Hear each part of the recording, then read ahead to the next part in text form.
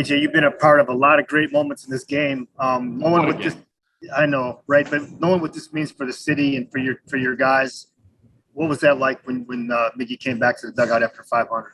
Yeah, I mean, he was emotional about it. The smile on his face, the dugout exploded. It tied the game.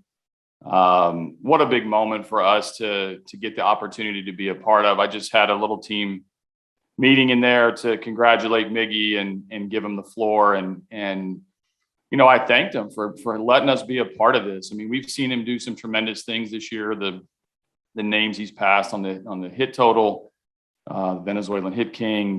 Now he's 500, one of 28 players. I know our fans back home gave him a ton of support. You know, everybody relaxed a little bit when he hit the homer, and then we were back into the game. So proud for him and his family, and in a career accomplishment that is so rare that you may never be a part of this again. Like, we have no idea who the next person that can be to pass this big number, and really cool experience for our team. Can you share kind of what he said when you gave him the floor? Yeah, he just thanked us for all the support, and he wanted this for us as much as we wanted it for him. I mean, he saw the stress around it that was unspoken, and it's a huge accomplishment for him and his country, and what he's meant to baseball in Detroit, what he's meant to baseball in Miami, where he started his career, and obviously Team Venezuela. I mean, he's represented that country, with extreme success on the field. I mean, it's been remarkable to see 20 years. His first homer, I think, was in 2002, 2003, whenever it was, and just put that in perspective on, where was Zach Short at that point? Where was Daz Cameron at that point? Where was Akil Baddoo, who couldn't be here today? He's on rehab, but it's just Miggy's very grateful. He's very much a team-oriented guy. He's been incredible this season, and I just want, like I said, I wanted to thank him for allowing us to celebrate him, because it's a big deal. Thought it was cool too when he came in. The first thing he said is "Let's go," as if to say, "Hey, we're trying to win a game here." Yeah, he tied the game. I mean, it came in a pivotal moment, and it came in a team win. You couldn't have scripted it much better. Other than obviously, we wish we could have done it in front of our 35, 40,000 screaming fans, but we know they were watching. And by the way, Chris, before I stop, I do want to thank the Toronto fans. We had some Tiger fans in attendance. We had the Blue Jays fans. Remarkable reaction to that. And Steven Matz, obviously uncomfortable on the mound, but waiting a few minutes. Charlie Montoya, their manager, giving us that moment.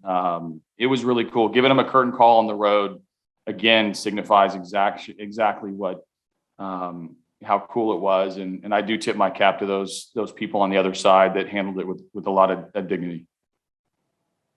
Thanks, Chris. Cody Stavenhagen.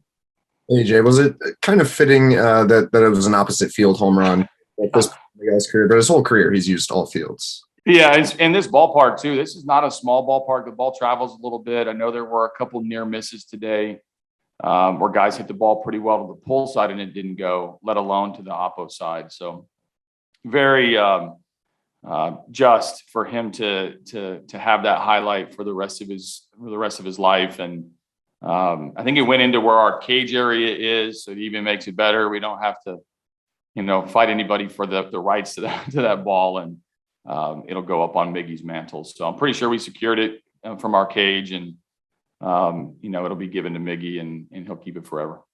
Okay, and then for all the excitement, how much is this a relief for him too to have it over with? Yeah, of course. I mean, we tried not to talk about it. I tried to downplay it. We were all hoping for it. It's impossible to think about what that feels like. I mean, we only 27 other guys had that feeling before of having to get to this number, but it is nice to have it. Before an off day, he can now decompress, enjoy it with his boys here, and when we get to St. Louis, I'm sure we'll celebrate him. But it's nice that Miggy did it in such a fashion that's so impactful to the game. It's so impactful to him personally, and for us to be able to pull out a win on that day is very memorable. And now we got 3,000 coming up. Yeah, I'll be ready for that one too. All right, thanks. Thanks, Cody. Evan Petzold. Yeah, AJ, just one on Miguel. Curious, what's your favorite part about managing a guy like that, who he is in the clubhouse and on the field? Yeah, I mean, I think Miggy, for as much as a star as he's been, is still a kid at heart. I think his spirit's my favorite part. He loves to be at the ballpark. He loves his teammates. He has bought into to doing little small things to make him better. Super smart baseball person. And you know, there's some humility to him. He respects the opponent. He has fun with the opponent.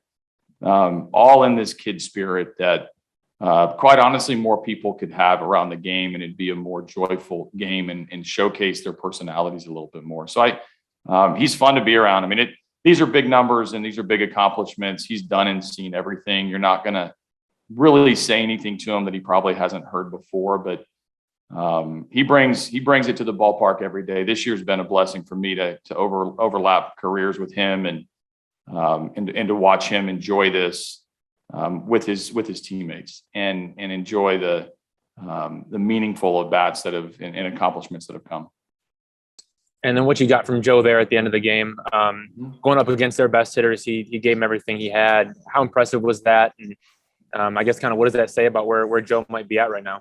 Yeah, no, it's big for him to bounce back from his last outing and face a very dangerous part of this lineup and with a small margin for error. They're one swing away from tying the game. So even though it's a 2-run lead and you feel like you can exhale, they trot that guy out to second base and you're one swing away with Bichette, or Semien or Guerrero. So for him to be able to handle himself, he fell behind a couple hitters, didn't panic, executed some pitches at the end of at bats and closed out a very, very emotional win for us. So our whole bullpen today, I thought did an extraordinary job from the beginning. I leaned on him a lot into the 5th inning in this close game. And each guy had to come in and had some stressful pitches on them and each of them delivered in their own way. So and Joe at the end stamped a really fun win.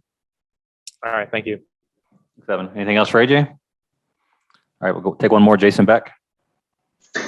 Yeah, AJ, I know you talked about how this park is kind of big, but the ball carries. Did you think Miggy's home run was going out on the swing?